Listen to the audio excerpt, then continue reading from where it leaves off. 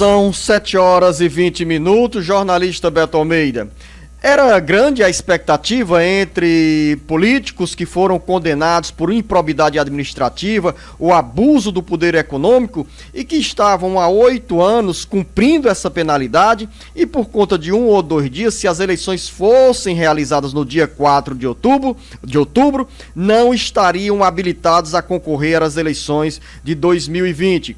Como tivemos a mudança no calendário eleitoral, quem cumpriu a pena até o dia 14 de novembro, por exemplo, ou quem cumprirá a pena até o dia 14 de novembro, poderá se habilitar a disputar as eleições de 2020. Claro, eu estou falando 2014, dia 14 de novembro, 24 horas antes das eleições, mas você tem uma burocracia aí que faz com que quem tem prudência evite entrar na disputa. Mas o certo é, jornalista Beto Almeida, quem teve condenação por abuso de poder econômico, com suspensão de direitos políticos durante 8 anos, está sim agora livre, sem a pecha de ficha suja, para concorrer a um mandato de vereador ou ao cargo de prefeito ou vice-prefeito.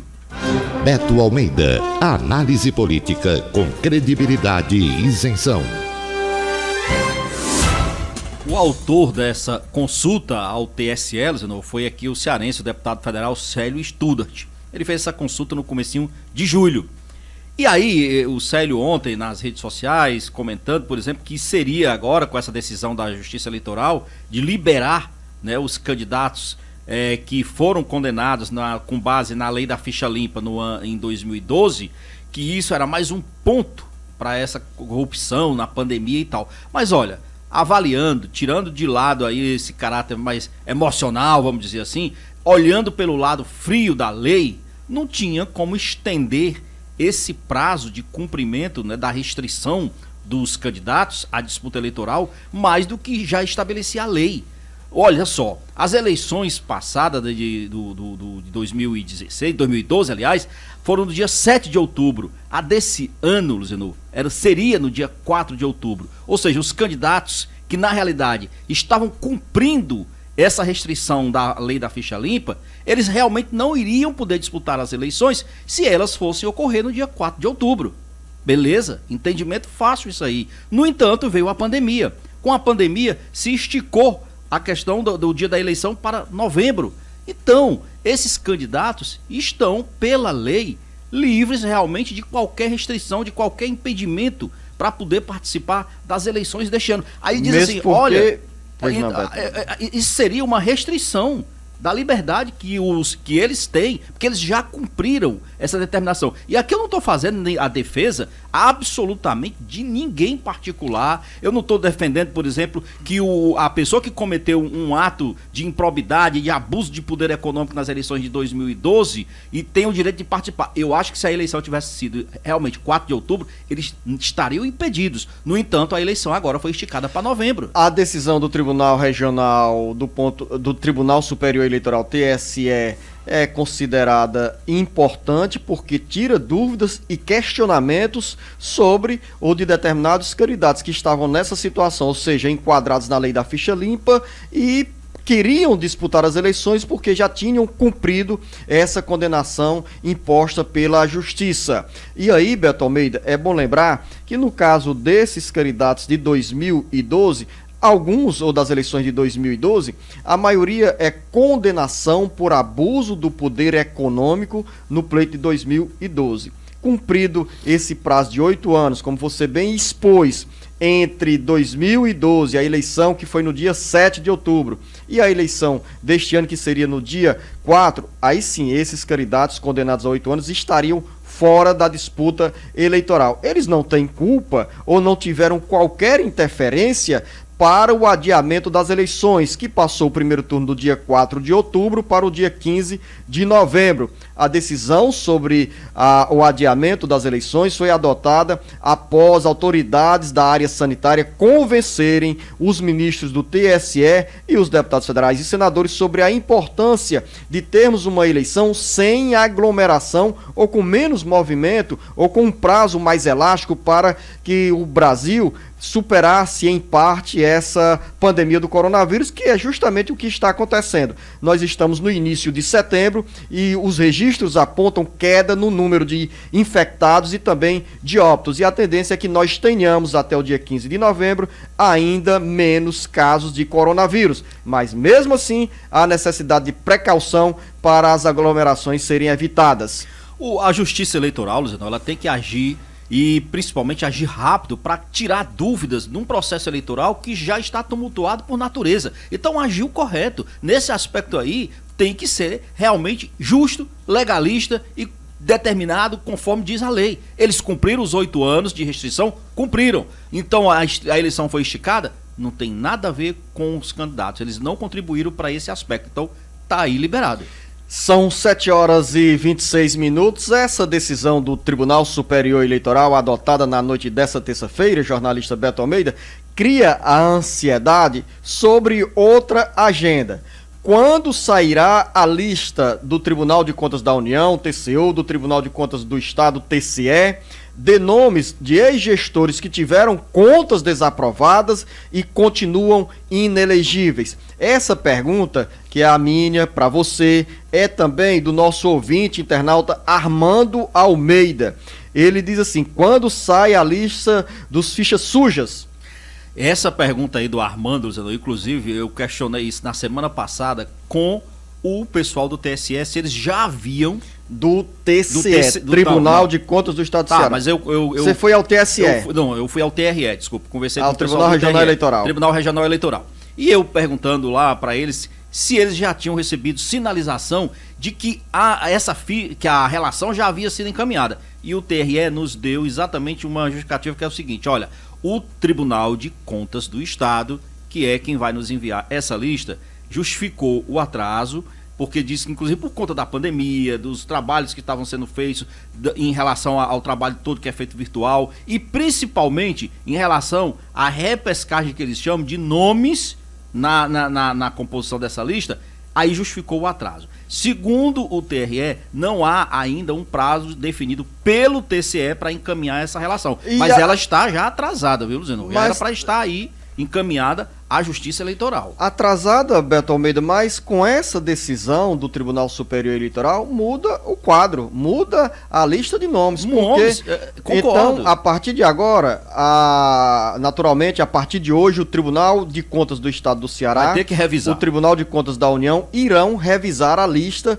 que antes tinha condenados por 8 anos de improbidade administrativa ou abuso do poder econômico nas eleições de 2012 e agora estão livres para concorrer às eleições deste ano. Lembrar que essa lista que você fez referência do Tribunal Regional Eleitoral é elaborada pelos tribunais de contas, tanto da União como do Estado. Hoje nós já não temos mais o Tribunal de TCM. Contas dos municípios TCM. Mas, por exemplo, a lista do TCU, ela não virá nessa mesma lista do TCE. Claro, são duas listas, são duas relações. Duas relações. São duas relações diferentes. São 7 horas e 39 minutos, corrigindo, 7 horas e 29 minutos. Vamos continuar daqui a pouco falando sobre eleições municipais, porque tem movimentação do PSL, que terá o deputado federal Heitor Freire como pré-candidato a prefeito ou como candidato à prefeitura. E também, Beto Almeida? Tem também os limites de gastos que foram definidos ontem pelo Tribunal Superior Eleitoral, Luciano. Daqui a pouco.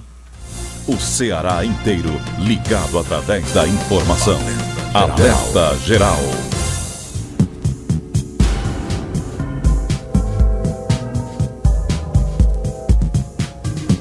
Alerta Geral. São 7 horas e 31 minutos, nós voltamos no bate-papo político para continuar falando sobre essa agenda movimentada nos bastidores políticos e daqui a pouco envolvendo todos os eleitores dos 184 municípios do Ceará. E uma decisão, jornalista Beto Almeida, do Tribunal Superior Eleitoral é sobre os limites e gastos que os candidatos aos cargos de prefeito e ao mandato de vereador deverão respeitar em cada município.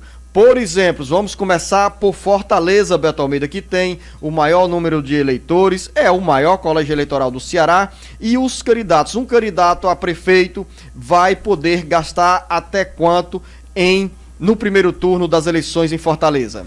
Olha só, Luciano, 14.135.000 reais. É o teto, o limite máximo que os candidatos a prefeito aqui na capital vão poder gastar no primeiro turno da campanha.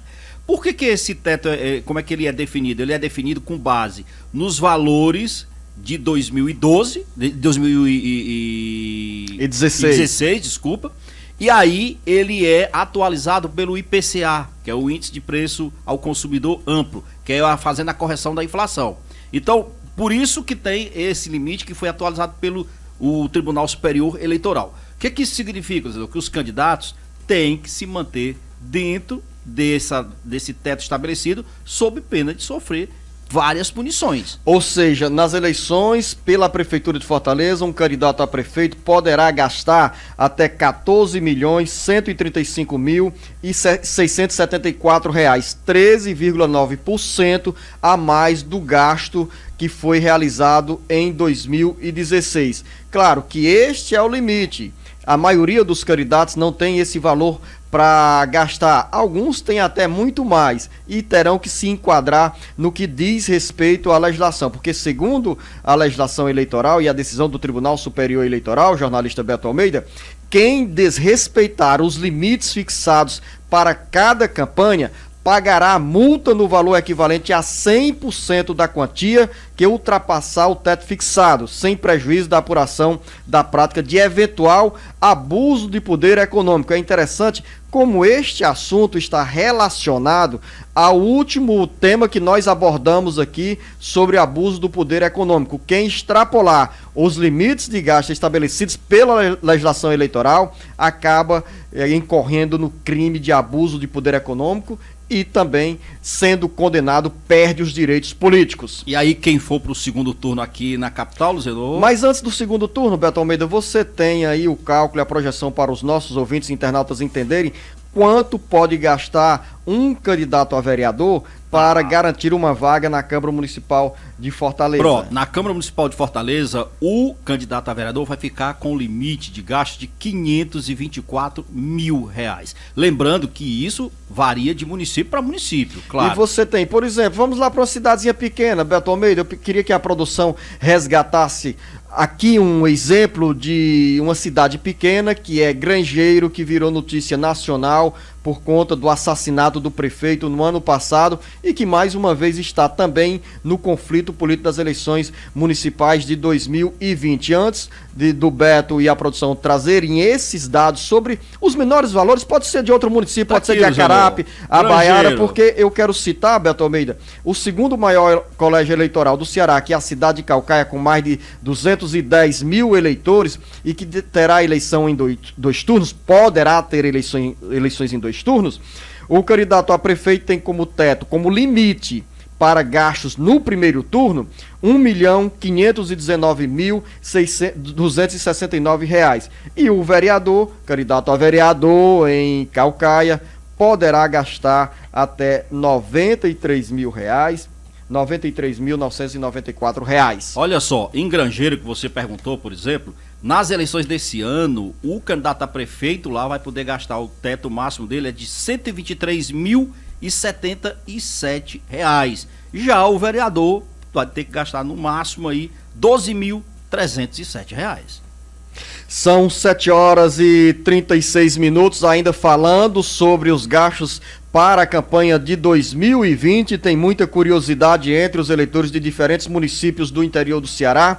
Em Maracanaú, Beto Almeida, que é também o Maracanaú, fica como terceiro maior colégio eleitoral da região metropolitana de Fortaleza. Os candidatos a prefeito, ou um candidato a prefeito, poderá gastar no máximo R$1.399.480, e para os candidatos a vereador o teto é de R$92.447. Juazeiro do Norte, tem aí os dados, Beto Almeida? Não, eu queria só por curiosidade Juazeiro, R$1.368.342, e o candidato a vereador R$43.093. Curiosidade aqui, até por interesse mais próximo aqui, eu fui a Horizonte aqui, minha terra, saber quanto era que o prefeito, o candidato a prefeito lá, poderia gastar o teto dele aqui. Em 2012, o limite máximo dele era R$426.797. Para as eleições desse ano, o candidato a prefeito lá em Horizonte tem o teto máximo de R$ 486.205. Já o vereador vai poder gastar no máximo R$ 36.895. Esses números, Beto, tem dois viés. Um é o da realidade imposta pela Justiça Eleitoral. O outro é da ilusão, da ficção. Porque esses números aqui, para um candidato a vereador se eleger com esses valores aqui, ou mesmo candidato a prefeito, eu não digo todos, mas muitos, esses valores são insuficientes. Ou seja, Beto, na ficção, na realidade dos números, a ficção do dia a dia sobre os valores que cada candidato gasta para garantir um mandato. Porque vem aquela velha história ainda do Caixa 2. Exatamente. Luciano, olha, essa história do Caixa 2 é algo que ainda vai permanecer no noticiário, na realidade das campanhas políticas, porque esse teto aqui, ele é furado. Ele é furado por quase todas as campanhas, principalmente as majoritárias. E não tenha dúvida, esse teto aqui é aquele que a gente chama assim, limite, é ficção mesmo. Tem que prestar contas, então, por exemplo, vamos citar aqui um caso. Neste ano, os gastos honorários com advogados, com contabilidade, pelo menos, não vão entrar nesse limite aqui, né? O limite de gastos abrange a contratação de pessoal de forma direta ou indireta, que deve ser detalhada com a identificação integral das prestações ou dos prestadores de serviço, dos locais de trabalho, das horas trabalhadas, da especificação das atividades executadas e da justificativa do preço contratado. Entra também, Beto Almeida, nesse limite, a confecção de material impresso de qualquer natureza, propaganda e publicidade direta ou indireta por qualquer meio de divulgação, aluguel de locais para a promoção de atos de campanha eleitoral e despesas com transporte ou deslocamento de candidato e de pessoal a serviço das candidaturas.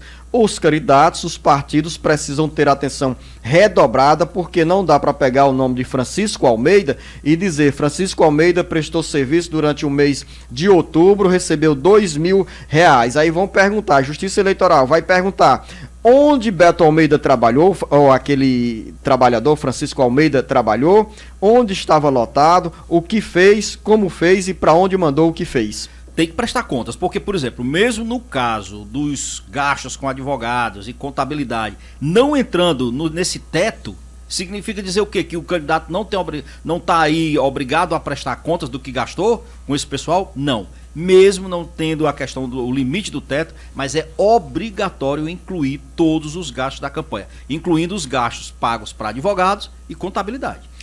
São 7h40. Vamos continuar falando sobre as eleições municipais. Agora, o Sátiro Salles chega com a informação sobre a decisão do deputado federal Heitor Freire, do PSL, entrar na corrida pela Prefeitura de Fortaleza. Você lembra, o Heitor Freire se entrou em conflito com o comando do PSL, ou melhor, com a base de apoio ao governo do presidente Jair Bolsonaro. O PSL rompeu com o governo Bolsonaro, mas mesmo assim, Heitor Freire quer levar para o palanque em Fortaleza as bandeiras que ele defendeu junto ao governo federal. Sátiro Salles. O deputado federal Heitor Freire, do PSL, entra na corrida pela Prefeitura de Fortaleza, sem esperar o apoio do presidente Jair Bolsonaro, mas vai levar a campanha às ações do governo federal que ajudou a construir em Brasília. Todas as bandeiras da direita conservadora e os projetos que receberam o seu apoio, como por exemplo o auxílio emergencial, entrarão no seu discurso de campanha. Heitor trabalha na certeza de que herdará o recall da sigla que levou o capitão Bolsonaro à presidência da República em 2018, com quem subiu a rampa do Palácio do Planalto. Heitor enfrentou divergências internas na relação com o governo federal e acompanhou o presidente nacional do PSL, Luciano Bivar, no rompimento com o governo federal, mas tem afinidade com o vice-presidente Mourão, que comanda o PRTB. Passado quase um ano da tempestade política e da saída de Bolsonaro do PSL para fundar o Aliança pelo Brasil, o presidente constrói um caminho de volta ao antigo partido. Mas esta reconstrução segundo Heitor, não o permite usar a imagem de Bolsonaro no seu palanque. Os planos do Aliança naufragaram e o grupo bolsonarista se reaproximou do PSL. Com informações do Ceará Agora para o Jornal Alerta Geral, Sátiro Salles. Paralela a essa movimentação do deputado federal Heitor Freire e jornalista Beto Almeida, tem muitas outras articulações que mexem com os bastidores da fase da pré-campanha aqui em Fortaleza. Tem sim, Luciano, porque inclusive essa decisão, por exemplo, do deputado Heitor Freire atingiu em cheio o candidato de oposição que está hoje melhor situado até o momento, até porque está em campanha já há 4 anos pelo menos, que é o Capitão Wagner do PROS. Capitão Wagner vinha negociando, Zeno, até os últimos momentos para ter exatamente o PSL na sua coligação. Ele precisava desse partido para lhe dar mais musculatura política, de campanha, tempo de TV, tempo de rádio, e aí viu isso se esvair. Como o tempo corre para o Capitão Wagner, já que a convenção dele é agora, já no próximo segunda-feira, dia 7 de setembro, ele está tentando viabilizar o apoio de mais um partido. Ele tem 8 partidos hoje na base dele, da aliança, mas são partidos pequenos. O mais representativo aí é o Republicanos. E ele corre atrás de ainda intensificar essas conversas, por exemplo, com o MDB do senador Eunício Oliveira, com o DEM e com o PSDB, Luciano. E eu recebi agora, jornalista Beto Almeida, a informação que o Capitão Wagner, os aliados do Capitão Wagner e o próprio Capitão Wagner participaram de uma reunião virtual com as lideranças regionais do PSDB sobre um convite para o PSDB se integrar à pré-campanha do Capitão Wagner à Prefeitura de Fortaleza. Por enquanto não saiu nenhuma decisão e a qualquer momento você tem mais informações no Ceará Agora. O Armando Almeida, o nosso ouvinte, Beto Almeida, que fez a provocação aqui sobre a relação a lista dos candidatos que são inelegíveis para as eleições de 2020, e ele voltou a fazer uma pergunta. Ele está em Acopiara nos acompanhando e pergunta sobre os gastos, os limites de gastos para os candidatos no município de Acopiara. Eu fui aqui na pesquisa no site do Tribunal Superior Eleitoral, TSE, e tem lá, Armando, candidato a prefeito em Acopiara pode gastar até R$332 mil e o candidato a vereador até R$24.646. A última notícia do bate-papo político, Beto? Vamos aqui para Caucaia, pertinho, porque lá o clima eleitoral também é acirrado, né? O segundo maior colégio eleitoral depois da capital. E lá, Luciano, a Natécia Campos, que foi presidente da Câmara Municipal, foi a mais votada, inclusive, em 2016, até agora se coloca ainda como pré-candidata a prefeita. Ela é do PP. No entanto, existe agora uma movimentação, uma tentativa de atrair a Natécia para alguma das coligações que estão aí, algumas candidaturas, pré-candidaturas que estão aí colocadas. Como, por exemplo, o deputado Vitor Valim, ele está interessado em atrair a Natécia para a sua pré-candidatura, para a sua campanha, aliás. Tem também o Naomi Amorim, porque ela era da base do Naomi Amorim, é bom que se diga. No entanto, entrou em conflito, bateu aí, como se diz, de frente com o Naomi. Mas não apenas. O próprio Elmano Freitas, do PT, está hoje também interessado em levar a Natécia lá para formar a sua coligação, para dar esse reforço, já que ela é uma candidata que foi bem votada nas eleições de 2016. Qual é o problema que existe, pelo menos em relação hoje, por exemplo, ao Vitor Valim? Lembrando, o PP faz parte lá da base aliada ao governo Camilo Santana. Então eu imagino, o Vitor é um candidato de oposição, eu imagino que fica difícil trazer a Natécia então para formar esse arco. Com o Naomi, beleza, até que seria possível, se não houvesse essa batida de frente hoje entre ela e o prefeito. Sobraria quem aí? É o Mano Freitas, o PT, que pode sim, de repente, atrair a Natécia para formar a coligação nessa disputa para a Prefeitura de Caucaia. São 7h46, final de bate-papo político. Beto Almeida, ouvinte, internauta, você um bom dia. Um bom dia a todos e até amanhã.